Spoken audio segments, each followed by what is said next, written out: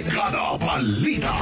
Brigada Balita. Inaprubahan na ng International Criminal Court na suspindihin ang deadline para ho sa submission ng ilang mga dokumento kaugnay sa kaso ni dating Pangulong Rodrigo Duterte.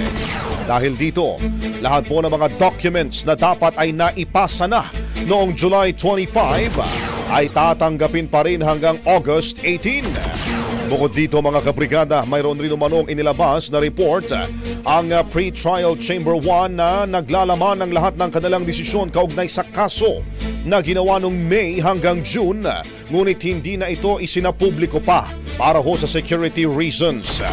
Sa kasalukuyan, patuloy pa rin naghahanda ang kampo ni Duterte para sa kanyang pagharap muli sa korte sa September 23 habang siya ay nakadetain pa rin sa ICC Detention Center.